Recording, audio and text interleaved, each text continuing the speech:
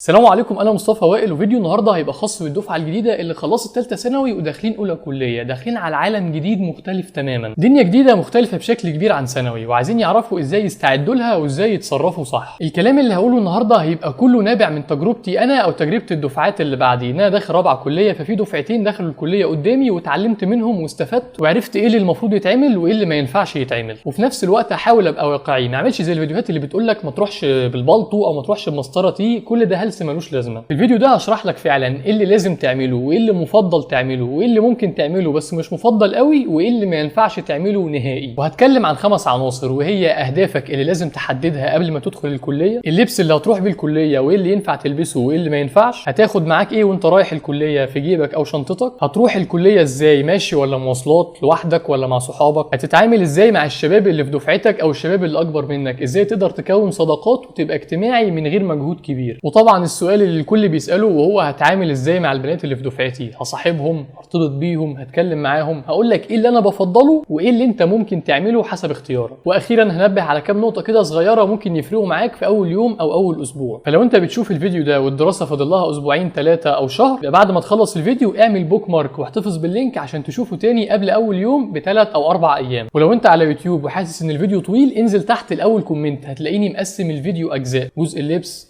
جزء التعامل، كل جزء مقسمه حسب الوقت بتاعه عشان تشوف الحته اللي انت عايزها. بس لو بتتفرج من فيسبوك فللاسف الفيديو اطول من ان انزله كامل هناك، فتضطر تشوفه من اللينك الموجود في اليوتيوب تحت في اول كومنت. يلا بينا نبدا الفيديو. مبدئيا قبل ما ندخل في التفاصيل، عايزك تعرف انك داخل على مرحله حلوه في حياتك، وغالبا هتبقى احسن مرحله في حياتك. ولو كنت زيي حبيت فتره ثانوي وكنت مستمتع بيها، احب ابشرك ان فتره الكليه هتبقى احسن. ولو ما وفقتش في فتره ثانوي وما حبيتهاش قوي، فاحب اقول لك ان الكليه فتره جديده مع ناس جديده، تقدر تبدا حياه جديده بالكامل. والكلام ده مش مقصور على اللي دخل الكليه اللي كان نفسه فيها، سواء كانت هندسه، طب، صيدله، حاسبات، لا، الكلام ده لكل الناس. عايزك تستمتع بسنين الجامعه على قد ما تقدر، لان الذكريات اللي هتعملها هنا هي اللي هتفضل معاك على طول وهتحكيها لاولادك واحفادك ان شاء الله.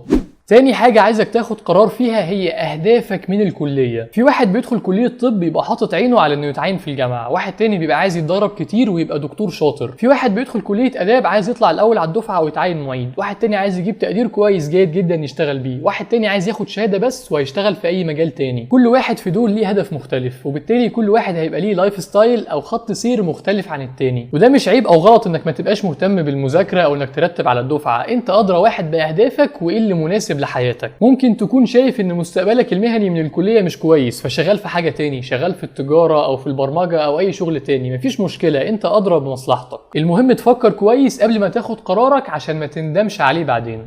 ندخل بقى في الكلام اللي عايزين تسمعوه، وهو البس ايه في اول يوم. مبدئيا لما تفتح يوتيوب هتلاقي فيديوهات كتير جدا بتقولك البس اعفن حاجه عندك، روح بشبشب، روح ببنطلون ميلتون، اوعى تتشيك، واوعى تلبس قميص، الدفعات الكبيره هيهروك تحفيل ويتريقوا عليك وها ها ها ها مستجد. انسى الكلام ده خالص. انت واحد عامل سبسكرايب لراجل مش مان، يعني لازم دايما تبقى شيك وواثق في نفسك في اي مكان وفي اي وقت، سواء في الشغل، في خروجه، في الجامعه، او حتى وانت نازل تجيب طلبات من البقال. وبالمناسبه لو انت مش عامل سبسكرايب لراجل مش مان، اعمل دلوقتي عشان يوصلك كل فيديوهاتنا عن الشكل والشخصيه والعلاقات واي حاجه تهم اي راجل. الجامعه مش معناها انك تبقى معفن وريحتك وحشه وما تستحماش وتروح كل يوم ببنطلون ميلتون وكروكس. انت هتلبس لبس كويس وتحط برفان، ممكن تفتح القميص وتلبس تحتيه تيشيرت، وهتلبس جزمه فورمال سنه عادي جدا، ومش هيبقى شيء غريب او غير مألوف. بالعكس لو بصيت على الدفعات اللي فوقيك هتلاقي ناس كتير بتعمل كده. الفرق ان الناس دي بتبقى اشيك ناس في الدفعه، اشيك ناس في اي مكان، عكس اللي بيقول لك ما تروحش بلبس كويس والبس تيشيرت معفن، دول بيبقوا اعفن ناس في الدفعه. بس حاول تخلي الكلام ده قدام شويه، يعني مش من اول اسبوع او اسبوعين. في الاول عايزك تلبس في الطبيعي، اللبس العادي، اللبس اللي بتروح بيه مشاويرك، يعني بنطلون جينز او بنطلون جبردين في العادي، يعني مش جينز فيه شغل كتير، او بنطلون نبيتي او بنطلون اصفر. وانا مش فاهم اصلا ازاي يبقى سنك فوق 18 سنه وعندك بنطلون اصفر، بس ده مش موضوعنا. وطبعا ما تروحش ببنطلون قماش عشان فورمال زياده عن اللازم، ولا بشورت عشان ممكن يوقفوك على البوابه. برضو بلاش تلبس جزمه اول اسبوع، خليك في كوتشي جلد ابيض او اسود او رمادي، ممكن كمان هافان مفيش مشكله، ممكن تلبس كونفرس، يعني خياراتك مفتوحه شويه، بس ابعد بقدر الامكان عن الالوان الشاذه زي الاصفر. طيب كده فاضل الجزء اللي فوق، ممكن تلبس تيشيرت ساده او عليه كلام بسيط، وبلاش التيشيرتات اللي الوانها فاقعه جدا او عليها لوجو بلاي بوي او اي شتيمه بالانجليزي او حاجه تحسس تحسس اللي قدامك انك بتحاول تبقى روش جدا. ممكن تلبس قميص ساده بس يبقى قميص كاجوال مش قميص افراح، وممكن كمان قميص كراهات، وفي الحالتين اهم حاجه ان هم يبقوا مظبوطين على جسمك ولايقين على باقي اللبس. القميص ما يدخلش جوه البنطلون على الاقل مش في اول اسبوعين، لان انا عايزك الستايل اللي هتلبسه في اول فتره تقدر تكمل بيه بعدين، فخلي القرار ده قدام شويه. اكتر جمله بتتكرر بقى واشوفها في كل الجروبات والفيديوهات وهي ما تلبسش نظاره شمس. اوعى تلبس نظاره شمس وانت رايح الكليه. طب الكلام ده صح؟ لا مش صح. ممكن تلبس نظاره شمس لو حابب، مش هيبقى شكلك غريب ولا شاذ ولا اي حاجه، بس ما افضلش انك تلبسها اول اسبوع او اسبوعين، خليها قدام شويه. الحاجات المختلفه زي السلسله برضو ناس كتير بتسال عليها، ينفع البس سلسله وانا رايح الجامعه؟ هو ينفع، بس برضو بلاش اول اسبوع او اتنين، استنى لما تعرف الدنيا والناس وتفهم الجو العام ماشي ازاي. يعني انا راجل ما بحبش السلاسل، واي حد بيسالني بوجه عام البس سلسله ولا لا، بقول له لا ما تلبسهاش، بس لو انت حابب ده فعلا اجله شويه، مش اول اسبوع او اتنين. الاكسسوارات اللي عايزك تلبسها في البدايه هي الساعه فقط، الساعه بس هي اللي عايزك تلبسها. لو ساعه معدن تظبطها كويس عند الراجل عشان تبقى مظبوطه على رزقك، ولو ساعه جلد تقفلها كويس عشان تبقى مقاسها مظبوط، لان دي اهم حاجه في اي ساعه. لو حابب تلبس بريسلت او حظاظه معاها مفيش مشكله، بس تبقى لايقه على الساعه. بالنسبه للبرفان في ناس هتقولك ما تحطش اول يوم، غلط طبعا، لا حط برفان بس حاجه خفيفه ما يشمهاش غير اللي جنبك او قدامك، مش كل المدرج. وبعد ما تفكر في كل الكلام اللي انا قلته وتعمل الطقم في دماغك، عايزك تطلعه من الدولاب وتفرده قدامك على السرير، وتتاكد انه نظيف ومكوي من اليوم اللي قبل الدراسه، عشان لو صحيت متاخر تعرف تلبسه بسرعه وتنزل وما تتزنقش في الوقت الحرج. وعموما لو انت لسه متردد وفي حاجه عايز تلبسها بس مش متاكد، اكتبها لي تحت في الكومنتات او ابعت لي الصوره على الانستجرام واقول لك تلبسها ولا لا. كده انت عرفت هتلبس ايه. نيجي بقى اللي هتاخد معاك ايه وانت رايح الكليه. اول حاجه هتحتاجها هي بطاقه الترشيح بتاعتك، لازم يبقى معاك تاكيد للهويه عشان بتاع الامن اللي بره يقدر يدخلك. وانت اصلا هتلاقي المكتبه اللي بره الجامعه بتطبع بطاقات ترشيح ب2 أو 3 جنيه للطلبه اللي زيك اللي نسيوا بطاقاتهم، بس انت ما تعملش كده، هات بطاقتك معاك وتجنب الزحمه والحر. في كليات بياخدوا في اول اسبوع محاضرات وسكاشن، وكليات تانية بياخدوه ترحيبي، فلو كليتك فيها محاضرات وسكاشن هتحتاج على الاقل كشكول سلك وقلم. ممكن تحط القلم في جيبك وتمسك الكشكول في ايدك، او ممكن تحطهم في شنطه الظهر.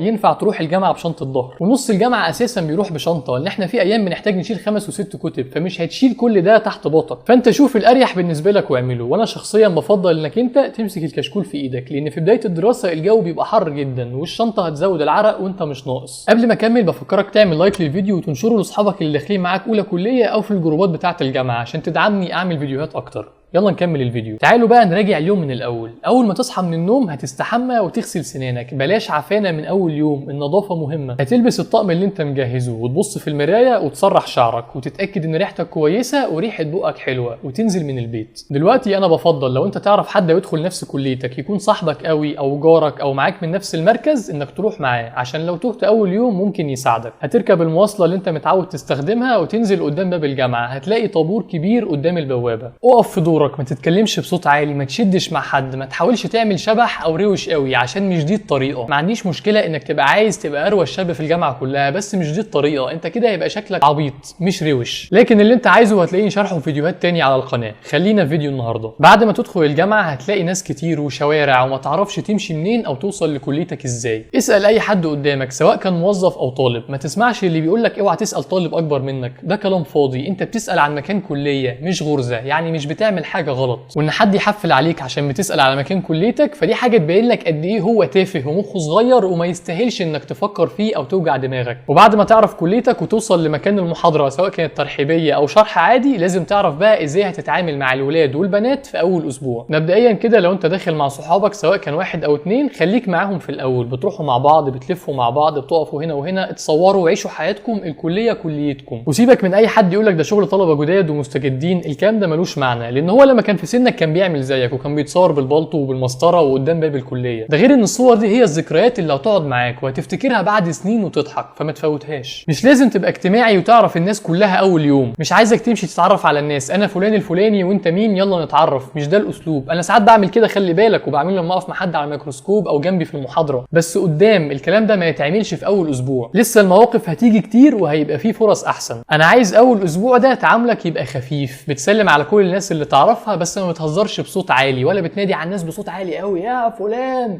ما تعملش كده. خليك هادي وتقيل. بس لو حد جه يتعرف عليك وقال لك انا فلان الفلاني من المدينه الفلانيه مثلا، اتعرف عليه وخد رقمه وخد الفيسبوك بتاعه وصاحبه عادي جدا. وفي نقطه مهمه عايز اقولها لك، وهي انك ما تتكبرش على حد، لانك لما تخش الكليه هتلاقي اصناف ناس كتير جدا باختلاف بيئاتهم، باختلاف طبقاتهم الاجتماعيه والماديه والثقافيه. هتلاقي ناس من قرى وناس من مدن، ناس حالتها الماديه كويسه جدا وناس حالتها تعبانه. هتلاقي اختلاف او فاريشن كبير. فما تتكبرش على حد لانك مش احسن من حد. وحتى لو انت راجل متكبر يا سيدي وما بتحبش الناس، ما تتكبرش عشان ما تخليش الناس تكرهك، لان مفيش حد بينسى لما حد بيجي على كرامته او بيقل منه. وممكن بعد سنه او 2 تلاقي واحد انت بصيت له بصه فيها احتقار بيحاول يأذيك ويضرك وانت مش فاكر ولا عارف اساسا ايه السبب، والراجل ده هيفضل كرهك طول عمره، مع ان الكليه 4 أو 5 أو 6 سنين، ولو انتوا في كليه طبيه ممكن يبقى معاك في نفس المستشفى، فما ينفعش تخليه كرهك لسبب تافه زي ده. بس في نفس الوقت ما تعاملش حد انه احسن منك، لانك هتدخل الكليه هتلاقي الاغنى منك والاذكى واللي جسمه احسن واللي بيلبس احسن واللي وضعه الاجتماعي احسن واللي جاي الكليه بعربيه مرسيدس واللي معاه فلوس كتير. فما تحاولش تتلزق في حد ولا تعامل حد انه احسن منك، واحفظ لنفسك قدرها. اللي يهزر معاك بزياده وقفه عند حد وقول له ما تكررش ده تاني، لو عملها ابعد عنه وما تفكرش مرتين. وخليك فاكر انت مش احسن من حد، بس برضه مش اقل من حد. نيجي بقى للنقطة اللي كتير بيسأل عليها، وهي البنات. هكلم، هصاحب، هظبط، هرتبط، هتعامل معاهم اصلا ولا هنفض لهم خالص؟ انا عن نفسي ما افضلش فكرة ان يبقى ليك تعامل مع البنات الا في حدود الدراسة. بس حتى لو انت داخل ناوي تشقط وحاطط هدف ليك انك تصاحب نص بنات الدفعة، فانا مش هسيبك تضيع نفسك وهقول لك تعمل ايه. مبدئيا الانطباعات الاولى تدوم، واللي هتعمله في اول اسبوع او اول شهر هيفضل معاك طول سنين الكلية. عشان كده اول فترة في الكلية وبالذات اول اسبوع او 2 عايزك دايما باصص قدامك، عينك مش بتروح لا يمين ولا شمال. ما تبصش على اي بنت لا في شوارع الجامعه ولا على سلم الكليه ولا في السكشن. هتستفيد ايه؟ ماشي عرفت البنت دي حلوه، وبعد كده هيتقال عليك حكاك ومبصبصاتي، وممكن السمعه دي تفضل معاك كذا سنه. فخلي بالك، وخليك فاهم ان البنات اللي لسه داخله اولى كليه بتعشق حاجه اسمها نميمه ورغي وكلام عن الناس اللي في الدفعه. فممكن تكلم بنت واحده تلاقي الدفعه كلها عارفه، وممكن تبص البنت لمده 2 بس تلاقي بعد اسبوع طالع عليك كلام انك وقفتها وطلبت منها رقم باباها وعايز تتقدم لها. طبعا الكلام ده مش هيحصل على طول، بس اول شهر في الكليه بيبقى فيه حساسيه بين الناس وبعضها، فحاول تاخد بالك وتتجنب المواضيع دي. فانا بقول لك اهو، حتى لو مش عايز تسمع كلامي ومصر تكلم بنات وتصاحب وتشقط، ما تعملش ده في الاول. خلي الموضوع ياخد مجراه الطبيعي من غير ما يبان انك بائس قوي وهتموت وتكلم اي بنت. لما تدخل الجامعه هتلاقي اسر شبابيه ونشاطات تطوعيه كتير، تدخلها ولا ما تدخلهاش. لو انت في كليه صعبه او بتحتاج مذاكره كتير، اصبر شويه لما تفهم المواد، المفروض تحضر ايه وما تحضرش ايه، تذاكر ازاي، محتاج وقت قد ايه. يعني احسن حاجه انك تبدا النشاطات دي مع بدايه الترم الثاني. ده اللي انا شخصيا عملته وبنصحك انت كمان تعمله. لكن لو انت داخل الكليه مش فارق معاك درجات وتقدير، فممكن تبدا من الاول عشان يبقى ليك الاقدميه، عشان بعد 2 أو 3 تقدر تاخد منصب او مسؤوليات اكبر، وده طبعا هيزودك خبرات ومعارف. اخر نقطه، ودي لاخواتي اللي عايزين يهتموا بالمذاكره والتقدير، احب اقول لكم ان الموضوع بيبدا من اول يوم. ما ينفعش تقول هستنى اسبوعين او شهر لما تعود على جو الكليه، لانك هتريح اسبوع في التاني وهتلاقي الميد ترم داخل عليك وهتحس بالازمه اللي انت وقعت نفسك فيها. شوف اي حد تعرفه من الدفعات الاكبر واساله احضر لمين واذاكر من كتاب ايه واسمع تسجيلات لمين، واسال اكتر من حد عشان تاخد فكره مبدئيه عن اللي هتعمله. وما تسمعش الكلام اللي بيتقال في فيسبوك ان الدحيحه او اللي بيذاكروا بيبقوا مكروهين وبتوع اول بنش ومحدش بيحبهم. الكلام ده غلط، والعكس هو اللي بيحصل. كل ما تذاكر اكتر وتقديرك يعلى، كل ما هتتبسط بنفسك اكتر، والناس هتبص لك انك شخص ناجح اكتر، بس بشرط انك ما تبقاش خبيث. ما تتخبسش على حد، ما تقولش انك مش مذاكر وهشيل وانت مذاكر وحلل كويس. بمعنى اصح بلاش تبقى يهودي. اوعى تحوش معلومه عن حد.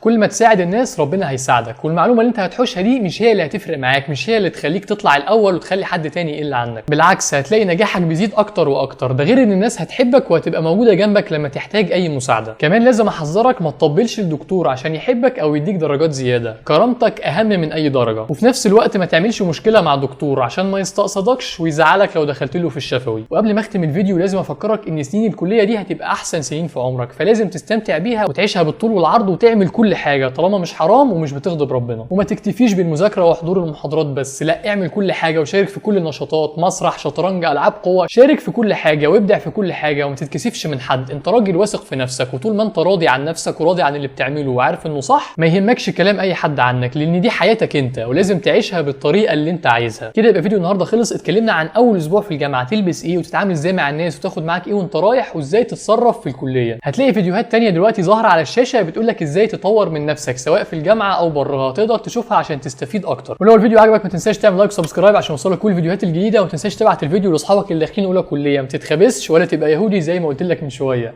شكرا لحسن استماعكم. السلام عليكم.